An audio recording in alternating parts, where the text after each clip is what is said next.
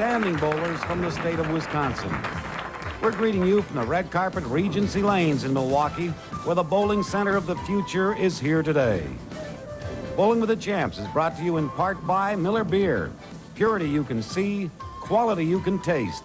Miller, made the American way since 1855.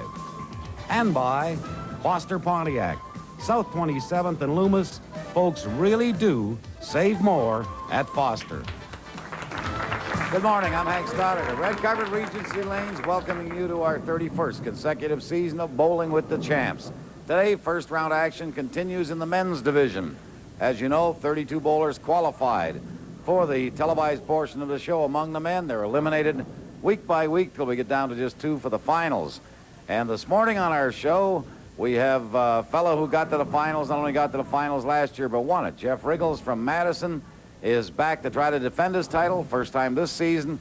And Tom Schemm, who is from Fort Atkinson, will be his opponent here today. Winner of the match is determined on the highest total for the 3 games, the 3-game series, winner advancing to the second round. Now, Red Carpet Lanes produces prize money in addition to the tournament money each and every week. That applies, of course, again this morning. $50 to the winner of each game, $50 for the winner of the 3-game series, a $25 consolation prize should one of the 2 bowlers fail to win any of the 3 games. There's an extra $100 for a 700 series. Ron Volks cashed in on that last week. Extra $200 for an 800 series. And Ron was trying for that car last week, didn't make it. But we have a couple of bowlers who'll be trying again today. It's from Foster Pontiac. You have to roll a perfect 300 game in order to win this new 1986 Firebird Trans Am. The shape is lean, low, and wicked. Undeniably aerodynamic, instantly recognizable. The ultimate experience for driving enthusiasts. The Trans Am for 1986. Takes a perfect game to win that one. Here comes the perfect color analyst over here now. Dennis Wright, who as usual is here to provide some insight in what's going on today. And we've got a fellow that we really know quite a bit about, Jeff Richgels, after what he did in this show last year, Dennis. He did it all last year. He's a strike machine, actually, and just came off of gold medal winnings at the FIQ in Bogota. Won our show. He's had great ABCs, and just out of college, concentrates, works, lives bowling. Tom, on the other hand, works bowling. I don't know how much bowling he does himself, but he's in the bowling industry. And contrasts in styles. One is going to go with the boards. Jeff, as we saw last week, that youngster from Marquezan, turns the ball and cranks the ball. Now, we've had, I guess, let's see, Tom be our 3rd one from Fort Atkinson, but he might be carrying the banner, isn't he? That's right. The other 2 are gone. He'd certainly like to break up that string, and he'll do his best, I'm sure. All right, we'll have game number 1 for you right after these messages.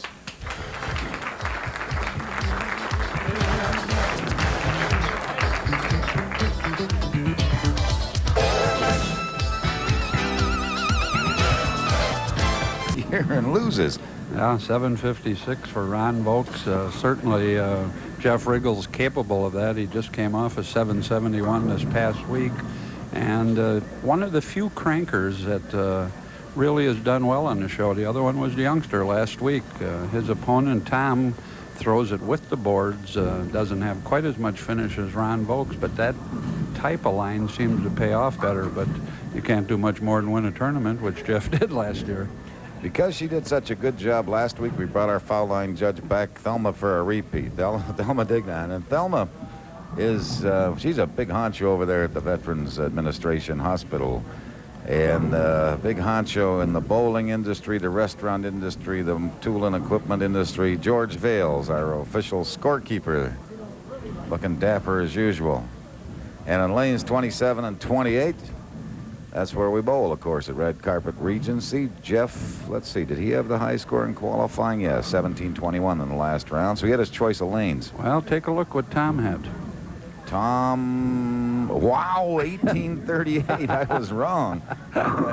It was Tom with the choice of lanes. Okay. Yeah. This is the first round of the Bowling with the Champs in 1985-86. I got to bowl a good buddy, Tom Schemm. If you know Schemm Bowling Incorporated, that's Tom's company. Back then, he was more a bowler than a big businessman. Of course, it's 33 years ago, so it's way back in the dark ages of bowling, I guess you could say.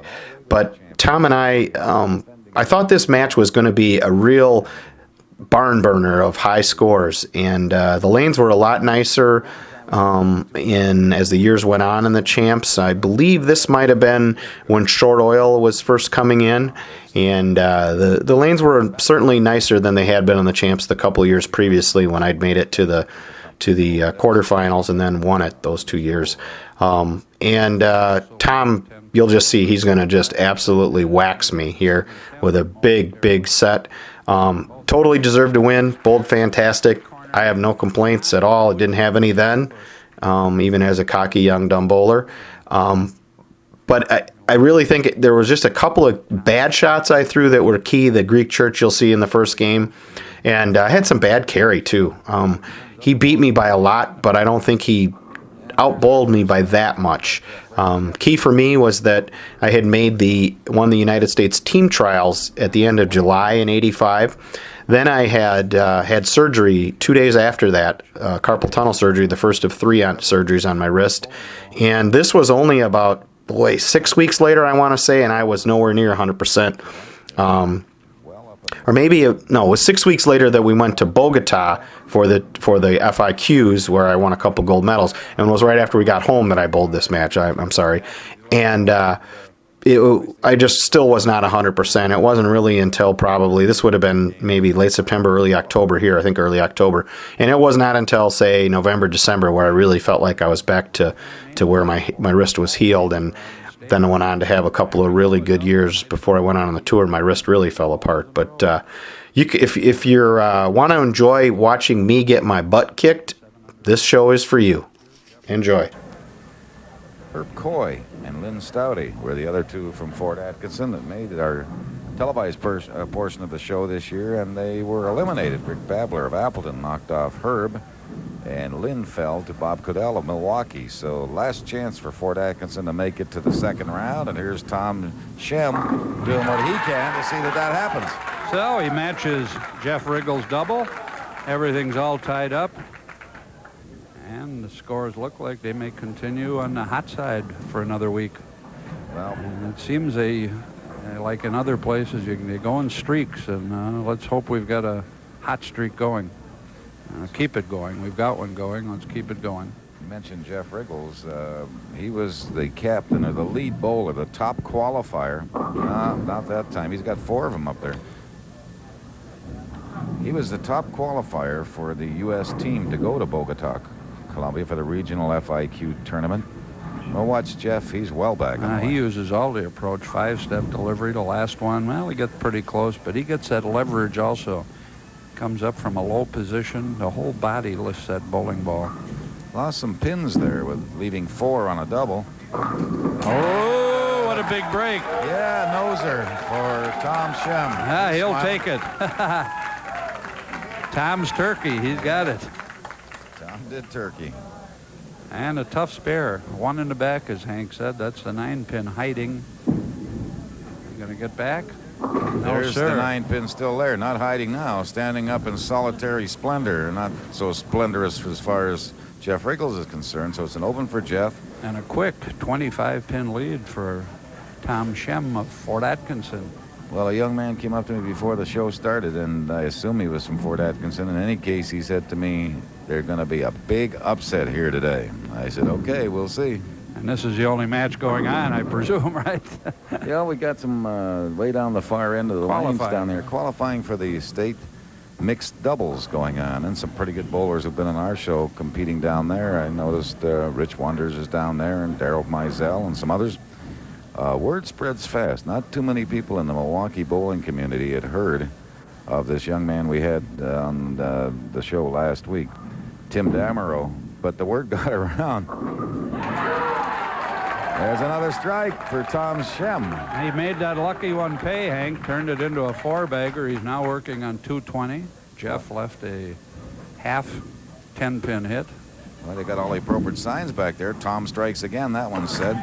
Jeff with a spare in the 5th, but he's the best he can have is 94 through 5 frames. Should he come back with a strike there, you see Jeff Richgels score. Tom, meanwhile, a spare in the 1st frame, 4 consecutive strikes.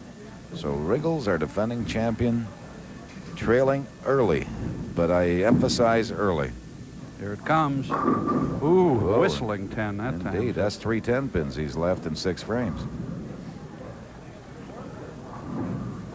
That was the only, well, a couple of light hits by, not hits that didn't finish by Ron Vokes last week. Left a couple of dinner buckets, but other than that, 10 pins were the only thing that stopped him from shooting the big 800. He was living in that 1-3 pocket.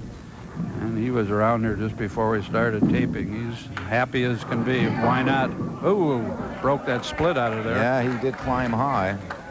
Last time on that, no, not the last time. Yeah, it was the last time he got up high. He carried a nose hit on that left lane.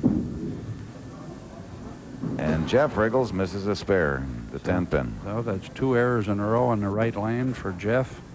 And Tom with a spare can take about a 46-pin lead. He looks good. Well, so far, the upset is on course. But I wouldn't rule Jeff Richgels out too prematurely. I can remember one match last year he was behind, and then he strung about an 8-bagger together or something in game 2. Yeah, he can string strikes. He has to guard against getting down on himself, and 40-some pins, you start thinking. Here it comes. There they go. And he's looking long at that one. Where are those 2 10-pins? You know, I mentioned he went to the FIQ as a top qualifier in the American team, and down there in Bogota, they had the best showing an American team has ever had. 4 gold medals, I guess. 3 silvers, some bronze. And he was on 2 of the gold medals, the 5-man team and the 3-man team. He was part of those gold medal winning teams. Up high again for Tom. Starting to pull the ball just a little. Well, he's flirting with Splitsville, I have to say, because he got away with a noser once, and then, as you said, I think the last frame he left the 2 on the left, but the 10 was up for a little while, which would have been a split. And up a little high again. This time leaves the 6 and the 10. Spares on the right, just a little more difficult than the left side spares, but he converted all right. Still working on 226. Jeff Richgels working on 182. So as we said, 44 pins. Jeff can double. Well, he has a strike up. Gets this one, he'll have a double. Checking the rack, looks all right. One of the bowling publications was it the Bowler's Journal, named Jeff Richgels Bowler of the Year for Wisconsin. I don't think there's much doubt about that. Wow, look at this. No. Wow. The split is still there, and it almost certainly means another open for Jeff Richgels and a bigger lead for his opponent, Tom Schemm. So instead of a double, which it may well have been, as Hank said, probably going to be an open. They are makeable, but rare. Now he got the action, but he just left the 7. He'll take that. Although a good hit. Both of those were good hits. 7-10 is terrible penalty to pay for a pretty good ball. Well, you know, he was going for the spare on that. He was trying to hit the 10-pin thin, bounce it off the wall, sidewall, and have it come over. It didn't do that, but give him A for effort. He tried. So Jeff working on a rather small game, 170. And Tom stays clean, as Hank said, no splits, no misses. And working on 225, increasing his lead now to 50-some pins. Jeff Richgels came down with dysentery, I think it was, when he was down in Bogota, Colombia. Lost 7 pounds when he was down there, and he hasn't got a lot of room to lose much. There he got the strike. Wouldn't bother me. The 7 pounds? No. Or 17. There's Art Degnan, missing a little hair in front, Art. That's Thelma's golfing husband. What's that story about people that are bald in front means they're thinkers? Those who are bald in back means they're lovers. If you're bald all over, you think you're a lover. I don't know if that's true or not, but that's what somebody told me. Well, at any rate, that's a strike for both bowlers going into the 10th frame. Nice place for them. Do you think there's a nickname we weren't aware of? It must be. Tom Schemm. Here's Jeff's last strike, and he just puts his irons apart and says, "I'll give me a break here." He got a break. It wasn't a real good hit, but you got to carry some of those. How about this one? Oh, he took out that left side. Yeah, so it's a double for Richgels in the 10th, so he's trying to salvage something out of a poor game here. Tuna's Helpers, that sign said, and it was it was part of the Schemm sign collection back there, so. Must mean something. Must mean something. Well, Tom would like to answer that double of Jeff Richgels, go to 230. We mentioned he's working on 225. Nice opener. He's got a shot at it. You bet. Beautiful ball. Yes, sir.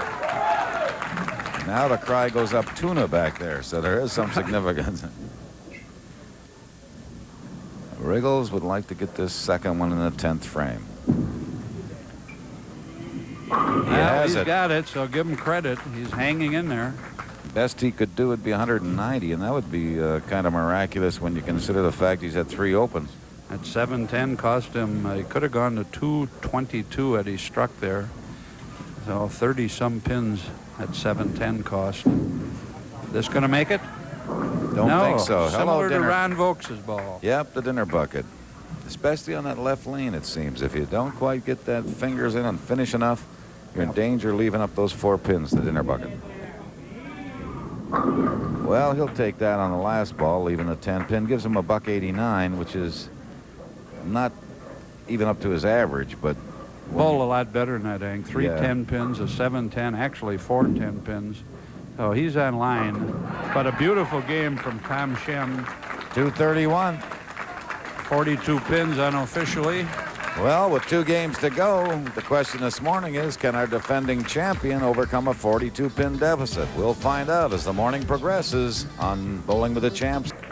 And our ever-alert producer-director, Glenn Skenador, was telling us just a moment ago that that 189 matches the low game for all of last season by Jeff Richgels. And that came 3rd game of the championship final when he had it all wrapped up. And I can recall he was just out there throwing the ball last couple of frames. But 189 uncharacteristically low for Jeff Richgels. And Tom Schemm here on lane 27 trying to extend his lead. And that's how you do it. The crowd likes it. A lot of people from Fort Atkinson. Tom's buddies alongside me was just telling me, Dennis, that Tom in the Hoinke Classic this year rolled a 300 game, a perfect game, and that could win him an extra grand if stands up. Well, nobody can do better than that. Can only tie it, huh? Yeah. And he starts out With a pretty strike. good fashion. 2 strikes. They both started with spares last time, then they came on with doubles. Jeff ran into miss problems. Before the match started, we talked about lane conditions, what the bowlers thought they might be able to do out here today, and Tom Schemm, as you watch him bowl, had this to say. Today's conditions are pretty good for my ball. I'm going to start out playing inside using a softer ball. If I have to, I might move more to an outside angle using a harder ball. Well, he stayed inside, hasn't he, and for a good reason. And a double from Tuna's helpers in the back. Tom seems to be pretty calm. Not intimidated too much by our defending champion. Well, my same source told me, they said, hey, Tom would be just outstanding if he spent more time bowling. He's just working 6 days a week. Here's what Jeff had to say about the lane conditions before he started bowling this morning. I would have to say that I do enjoy bowling at Red Carpet Regency Lanes. This is one of the best houses for me around. You can see that by the fact that I won last year on the Champs. I didn't used to like it a few years ago, but now I love it. And I hope to have a good year here this year. I think there may have been some bad timing with running. Couldn't have picked a worse spot. Right, you saw what he did when he was saying that. Look at this. Oh, he got. What an effort. He almost spared that split. Crowd appreciated the effort. Doesn't help much, but it really was almost a miraculous shot. And falling 20 more behind. He got 4 of the 5 that were up there. The only one that didn't go down, I guess, was a 4-pin. He got the 7 out of there, along with the 6 and the 9 and the 10. So an opportunity for Tom Schemm to extend his lead even further. And he did it. He's going to be tough to beat if he keeps that line. He's on a roll at the moment. A pretty good loft on the ball, which gives him a little more lift. He seemed to have just a bit more speed with that ball and worked out very well. Well, last year we had Dennis Schechter coming back for a third consecutive title. And there's Jeff Richgels with a strike. And as I recall, last year was eliminated in the first round, I believe. Yeah. Started out with about 150 game, Hank. His lowest game in many years on our show. So not easy to repeat. Not Two easy. great bowlers in Dennis and Jeff. Not easy to make the You're field right. 2 consecutive years. When you got 32 out of a huge field trying to make it, only 32 make it.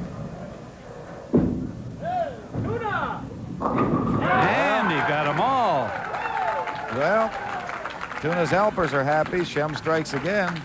4 in a row from the first frame for Tom Schemm. And Tom is a third of the way. And he's to a got a big perfect lead game. right now. Looking for a double. No, couldn't a get problem. Here comes a pin, but it's not going to get there in time. No. So, you know, Tom Schemm has obviously had the, well, if he shot a 300 in a hoinky, I mean, he's had the experience of going through that. And I get excited early, only a 4-bagger from the first, but one of these years I want to give away the car. I've never given away the car while I've been on this show, and neither since Dennis has been on this show. And we've come close, $2.99. A couple times, $2.99. It's going to happen, though, Tom, Hank. It may happen with Tom. Well, Tom has thrown 4 excellent balls through the first 4 frames here. Trying for another one in the 5th frame. And he has a little leeway. He's had a tight hit. He's had the loose hit carry. That's loose, and that carries. 5 in a row from the first frame for Tom Schemm. Well, I tell you, we've got a couple names, and we mentioned that when the show started, 20 newcomers. And you know you're going to find some stars out of that group, and I think we've seen a couple the last 2 weeks. Indeed. And Jeff can't get that 10-pin out. He left, what was it, 3 in the first, 3 of them in the first? Well, actually 4 4 of them, because he had a 7 along with one of them. Well, that would make it 5. He had 4 single ones and the 7-10. One of them was in the 12th frame. Right, and now he's had back-to-back 10-pins in this game. So that 10-pin is giving him problems. He gets a spare this time. He missed one in the first game, too, and when you, it may not seem significant at the time, but if he starts to mount a comeback and falls a couple of pins short, you'll remember it. That's right, and he's trailing now by a ton, close to 80 pins, and it gets very serious. And Tom doesn't look like he's the type to fall apart. 28-year-old from Fort Atkinson, single. Still doesn't have enough time to bowl. He must be ambitious. He's like us. Oh, sure. Looking for 6 in a row. And he got it. Whoa, halfway home. Tom's turkeys, that's a double turkey, 6-bagger. And we'll see that last one. For a moment, I wasn't sure, Dennis. Well, I said he seems to have a big pocket. He's had a tight hit carry. Obviously, the light hit works pretty well. Here's Jeff. And here's Jeff the still 10. can't get that 10-pin out of there. 3 in a row, 10-pin leaves for Jeff Richgels. And now you have to say that we are on course for an upset, because what was a 38 pin, was it? 32 is up to 90. Wow. I guess if there is some consolation, Hank, for Jeff, it's the fact that he would have really had a bowl good so far to be in the lead. Same thing that happened to the cranker from last week. That's right. 680 and wasn't in the game. Won one game by 2 pins with a 680 series. Well, looking for 7. That's getting up to the big numbers. Let's keep it going. Tom Schemm. What do you think? What do you think? Oh, we got a light one. We have 7 strikes consecutively from the first frame for Tom Schemm of Fort Atkinson. There they are. There's the score. Nothing but X's. My stomach could start to wiggle and churn a little bit. He looks pretty calm yet. Fairly. I don't know. You don't know what's going on inside, but fairly. And the railroad, the 2-8 for Jeff Richgels. And instead of really worrying about Richgels, now Schemm has put all the spotlight on himself, because he's really? opened with 7 in a row. And he's 100 pins ahead plus. Now, perspiring. Yeah, Gonna make it? That's a good spare. Yeah. Oh, yeah, this is tough, but as they say, he's got a little room for error. We'll see quickly Tom's last strike before we see him try to get the next one. And again, good action over on the left side with the 7 and 8 the last couple to go there. Here we go, 7 consecutive strikes, looking for his 8th consecutive strikes, game 2. Right lane, Tom Schemm.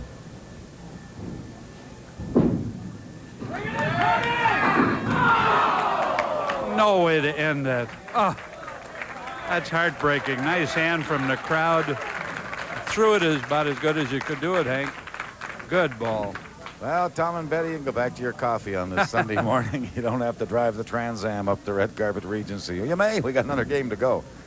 But not this one. And boy, If he was feeling the pressure, you couldn't tell it by the way he threw the ball. You got that right. He threw that very well. And Jeff would be the first one to congratulate him, and did. Now he's now working on a 259 game, and we start thinking of 700 again. Yep, just like last week. But interestingly enough, it's the two guys that haven't thrown the crank ball have been pushing up the big scores against the crankers. Well, 680 isn't bad that's either. not bad. But that's what we said. This has not been a pair that the crankers have really loved, with the exception of, well, we'd have to make it 2 exceptions now. Certainly Jeff Richgels and the youngster Tim Damerow from last week's show. Well, Jeff with a spare, and 10 pins have been his nemesis here this morning. And the last 4 have been kind of in between half hits, not the real whistling type that Tom had in the 8th frame. So let's see if he can. Well, he could go high single. 279. He could make that yet. This one is back in the pocket. That one was that half wasn't hit. as good as the last one where he left the 10 pin. But now there's danger of catching Richgels disease. 10-pinitis. Richgels disease, right. I don't mean the dysentery he got in Bogota. I'm talking about the 10-pinitis. Well, he carried that one, 9th frame. He could still go 200, and I don't think he's giving up yet. I think as long as you can do it on paper, Jeff Richgels would have a shot at it. But it's a long shot. Well, a young man from Fort Atkinson who said, hey, big upset coming up here today, may have known what he was talking about. He probably could have got some pretty good odds, too, huh? I would think. And that was a good 10 pin, and now he's going to wonder, what do I have to do? How many 10 pins this game for him? Well, let's count them up. We got 1, 2, 3, 4. That's all? Should be No, more than 5, that. I 1, see. 2, 3, 4, 5. That's right. And what'd you say? 5 the first game, so that's 10. pins. That's more than your share, I'll tell you that. In 2 games, I guess. Well, Tom got a lot of wood. action. Yeah. A little bit light, 2 pin, the key pin on this pair.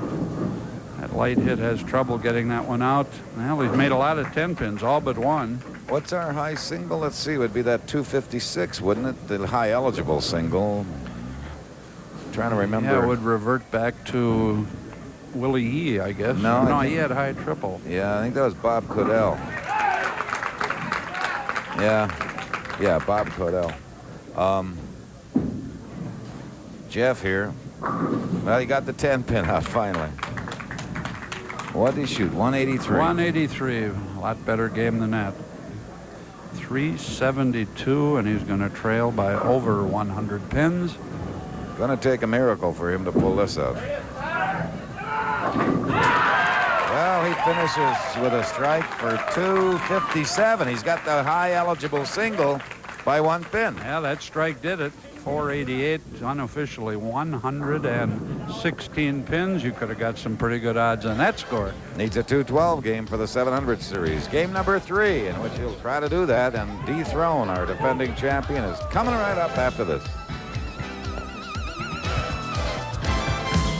Up, and if Jeff Richgels shot a 300, 185 would still give Tom Schemm the victory. There's Jeff Richgels, our defending champion, on the ropes here, and starting his game number 3 against Tom Schemm from Fort Atkinson. Has put on quite a show here today. Jeff Richgels now gets a strike. And even if he couldn't win with the 300, he'd probably take it. Yeah, he'd drive away in that Trans Am.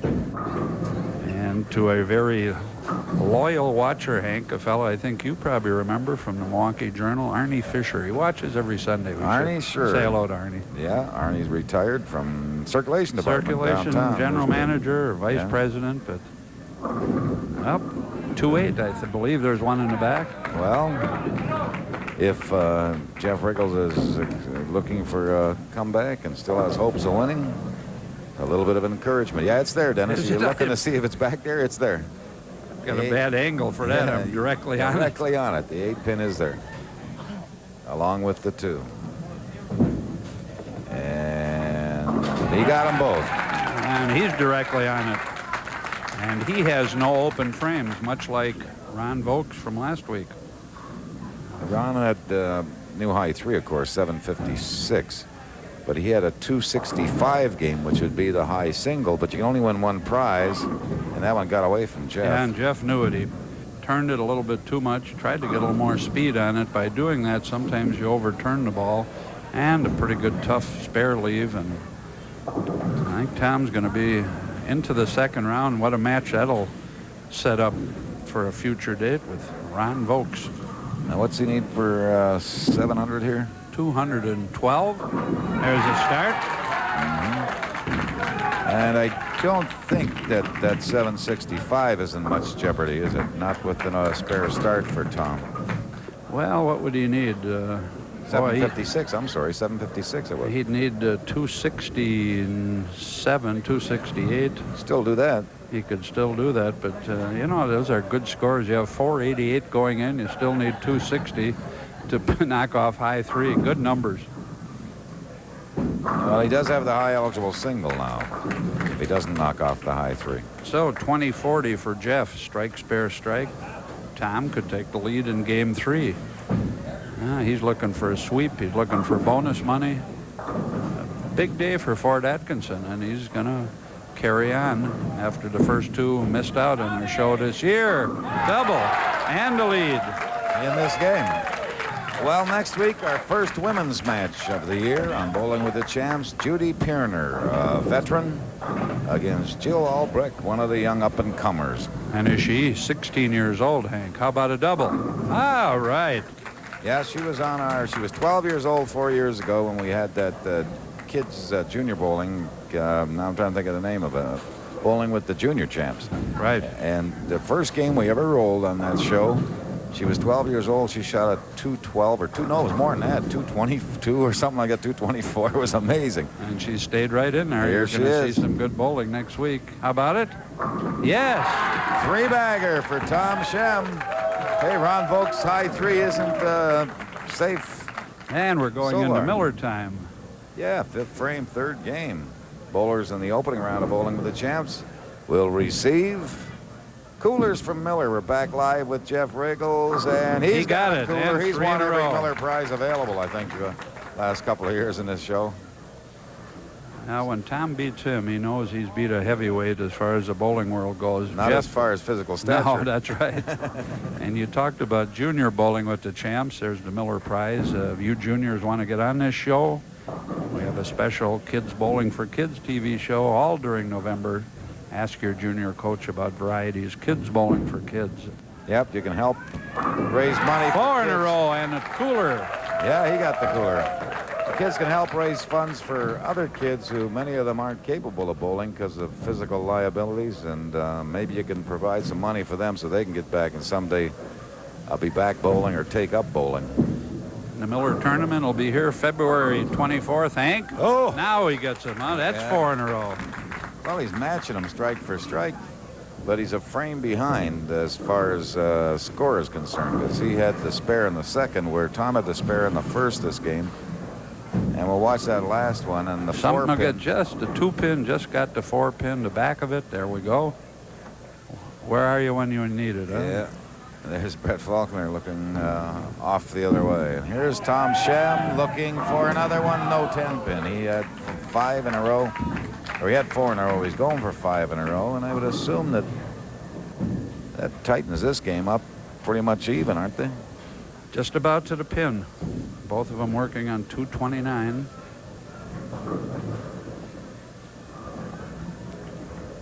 Now, maybe you should explain to viewers what you mean when you say both of them working on 229, because it doesn't mean that's what their maximum is, right? That's right. I'm counting the best count they could get without doubling. Assuming Jeff, if he gets another strike, obviously he's going to add 10 to it, but it's hard to project exactly just what they have when their strike's working. Here this he one's comes. going to make it. And that's now 5 in a row. 5-bagger. Now, what about longest string of strikes? There's another thing to think about. Well, look, Karen Stempsky, last year's finalist on Bowling with the Champs. Last year's champion, right? She's down there bowling. Practicing for the mixed doubles. Practicing. She's going to be bowling in the mixed doubles, but she's just practicing right now. Karen Stempsky didn't make our field this year among the women. Now back-to-back 10 pins. And well, that's going to take him out of the high triple. How about 700 range? Well, he's right still on line track for that. 700. In fact, he can open and still get 700. So he's looking at bonus money. We'd have to check on our longest eligible string of strikes. Go back and look at what Willie Yee did, and maybe Bob Codell for longest string of strikes. But Jeff Richgels could be threatening with that. He has a 5-bagger up there right now, and will come up here to bowl for a 6 in a row.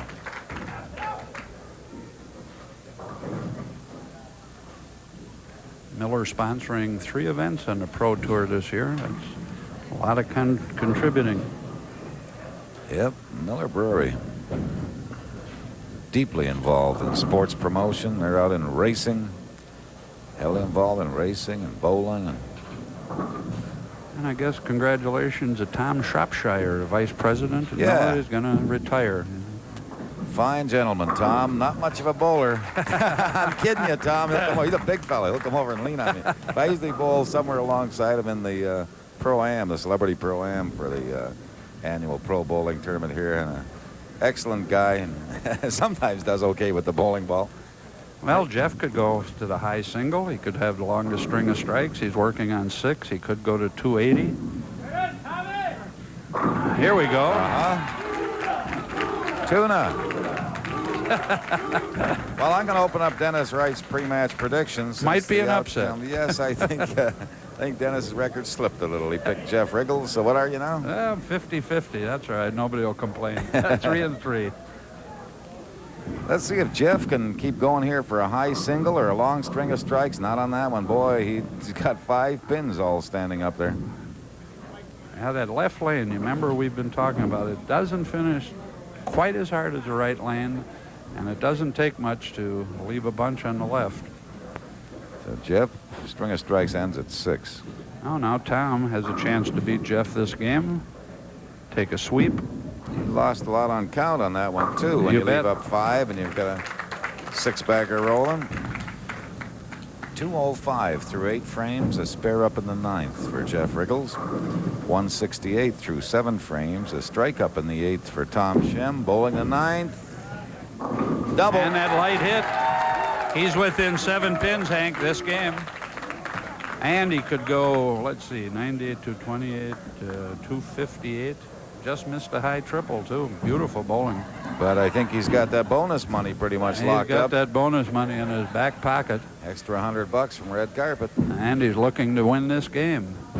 Jeff will back to those 10s. After having 5 in each of the first 2 games, he escaped them this game until the 10th frame. The 10-pin popped up again. This one will do it for the game. Could go to 240 and a high 240. Hank mentioned a count. Right here could make the difference. Jeff had that bad count. A strike will win it for him. The light hit. It did it. What would you say the odds were coming into this game that Jeff Richgels, our defending champion, has burned up these lanes for 2 seasons, would not win a game? Oh, tall odds on that one. Tall odds indeed. And did not win a game in spite of a 240 finish. What it's going to mean is in our second round, we're going to have Ron Vokes bowling against Tom Schemm, both coming into that with 700 series in the opening round. Of course, the 5-pin count here could lose it for him, so it's not automatic, but that looks all right. Yep. He's going to go to 730. Just beautiful bowling. Back-to-back weeks with good 700s. Big upset today, but he did it with a great fashion, and he'll remember those two. The 710, a pocket 710 for Jeff Richgels with his last ball of the match for 242. Is that right? That's right, and that's what the automatic score has. 246. Tom Schemm has won, knocking off our defending champion. He's shot unofficially a 234 series. 734. I'm sorry, a 734 series. We'll be back to talk with Tuna and also give them some money right after this.